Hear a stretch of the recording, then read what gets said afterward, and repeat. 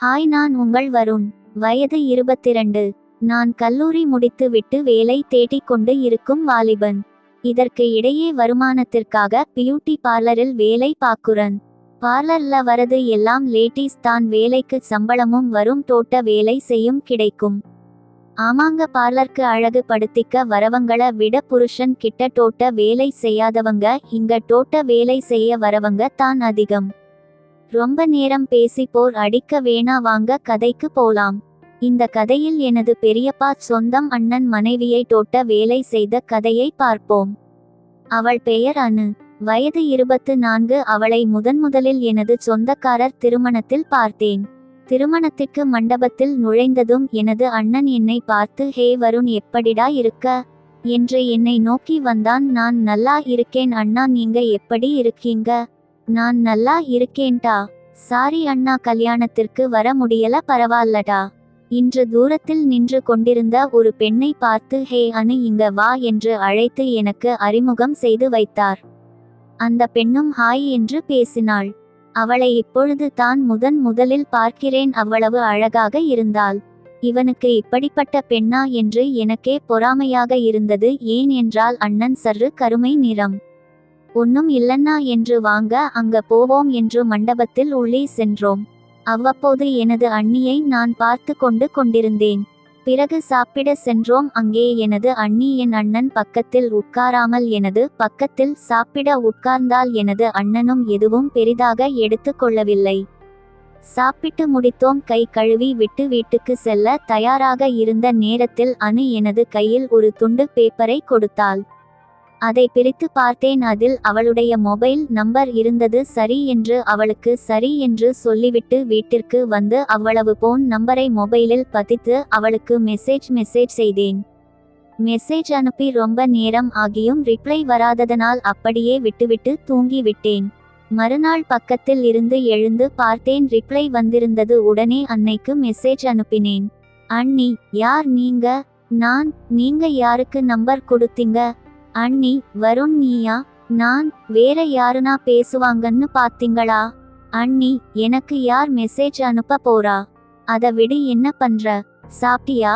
நான், இப்பதான் எந்திரிக்கிறேன் அண்ணி. இனிதான் நீங்க? அண்ணி, இவ்வளோ நேரமா தூங்குற? நான், ஏன் அண்ணி இப்படி சலிச்சுக்கிறீங்க? நீங்களும் தூங்க வேண்டியது தான? அண்ணி, அதெல்லாம் பொண்ணுங்க தூங்க முடியாது. நான், அது சரி, நேத்து மெசேஜ் பண்ணன், ஏன் ரிப்ளை பண்ணல? அண்ணி, நேத்து உங்க அண்ணன் இருந்தாரு, அதான். இப்ப அவரு வேலைக்கு போயிட்டாரு, அதான் இப்போ பேசுறன். நான், அண்ணன் இருக்கும் போது பேசுனா என்ன?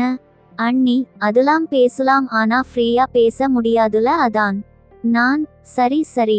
அண்ணி, நீ வேலைக்கு போகலையா? நான், தேடிட்டு இருக்க, அது வரைக்கும் பக்கத்துல ஒரு பார்லர்ல வேலை பாக்குறன். அண்ணி, பார்ப்பரா? அப்போ சார்க்கு முடி வெட்ட தெரியுமோ? ஒற்றை கண்ணாடி அணிந்த முகம். நான், முடி வெட்டுவேன். உங்களுக்கு வேணும்னா சொல்லுங்க, முடி வெட்டி விட்றன். அண்ணி, எனக்கு முடி வெட்ட வேண்டா. நான், ஏன் அண்ணி? அண்ணி, முடி வெட்டுவது நான் ஜென்ஸ்கா?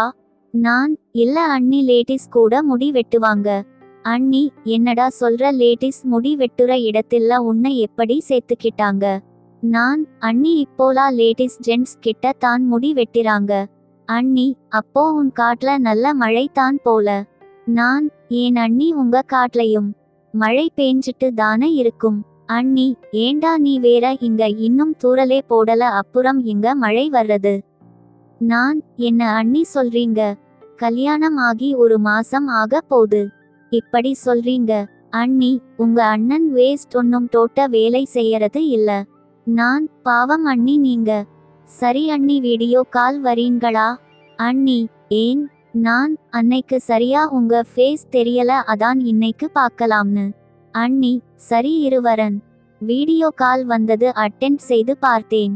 அண்ணி, என்னடா பாக்குற? இதுக்கு முன்னாடி அண்ணியை பார்க்காதது மாதிரி. நான், எப்படி அண்ணி இவ்வளோ அழகா இருக்கீங்க? அண்ணி, அழகா இருந்து ஆனாலும் ஒரு தோட்ட வேலையும் இல்லையே. நான், ஏன் அண்ணி இப்படி சொல்றீங்க?